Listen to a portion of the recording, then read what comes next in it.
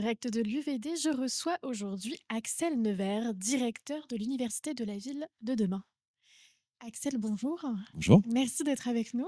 c'est un vrai plaisir. Vous êtes donc directeur, comme je viens de le dire, de l'Université de la ville de demain. Comment votre institution collabore-t-elle avec les acteurs du terrain, concrètement, pour répondre concrètement aux besoins des collectivités et des professionnels de l'urbanisme? Alors, l'Université de la Ville de demain, qui est un programme porté par la Fondation Palladio, a, depuis 2021, tenté, via différents moyens, de stimuler les coopérations entre les acteurs de la fabrique de la ville, public, privé, société civile. On a, depuis 2022 maintenant, pensé et proposé un mode de coopération qui permet à ces acteurs-là, dans un cadre de confiance, puisqu'on est une fondation hébergée par la Fondation de France, donc portée par l'intérêt général, de travailler ensemble à répondre aux grands défis urbains qui sont devant nous.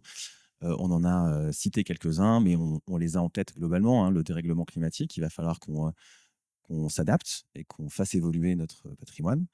Il y a aussi évidemment la révolution technologique qui va profondément transformer notre façon d'habiter. Et puis, l'évolution démographique et des modes de vie qui est à l'œuvre, qui s'impose à nous et qui va nécessiter de faire évoluer aussi les produits qui seront proposés aux Français.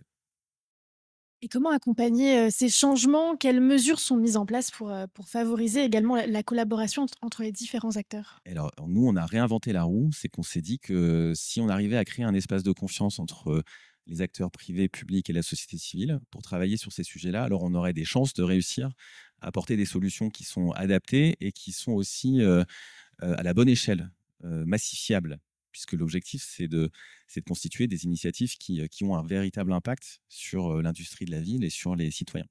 Et donc, du coup, on a créé le concept des actions collectives, qui sont spécifiquement des initiatives à fort impact, qui sont portées par des acteurs publics, privés et la société civile, et qui permettent de passer à l'échelle des initiatives vertueuses, qui peuvent être très variées. Nous, on n'a pas vocation à dire quelle est la direction et comment il faut faire les choses. On a plutôt vocation à pousser les énergies. Donc, on travaille sur la décarbonation des énergies, justement. On travaille sur l'intensification des usages, l'évolution des usages. On travaille sur la transformation des bureaux. Toutes ces enjeux qui doivent être traités dans les prochaines années pour répondre aux besoins. Et comment, l'UVD va-t-il continuer à accompagner ces changements, vers cette nouvelle ère finalement? Exactement, c'est une vraie question qu'on se pose parce que notre mission à la Fondation, c'est d'accompagner ces acteurs vers le changement. Et historiquement, les actions collectives, elles étaient un petit peu foisonnantes avec des niveaux de maturité qui n'étaient pas toujours prêts pour l'action et pour la massification. Et donc cette année, on avait lancé un appel à candidature qui vise à identifier des initiatives plus en amont, les travailler avec les acteurs pour qu'elles arrivent plus matures et ensuite, maintenant qu'elles sont dévoilées, les accompagner dans le temps, en communication, en ingénierie de projet et en mise en réseau pour que ces actions-là passent à l'échelle. L'objectif, c'est qu'elles deviennent des initiatives de place et qu'elles rendent irrésistibles les transformations qu'elles portent. Peut-être un petit exemple d'initiative? Oui, bah, dans ces dernières années, on a porté le déploiement d'un collectif autour par exemple, de la construction hors site du bâtiment. Donc, il y a une filière qui s'est constituée en association depuis 2 ans et ça a été lancé, initié, stimulé par l'Université de la Ville de demain. L'objectif, c'est de déployer une filière industrielle de construction qui a vocation à répondre à un certain nombre d'enjeux économiques et sociaux et environnementaux.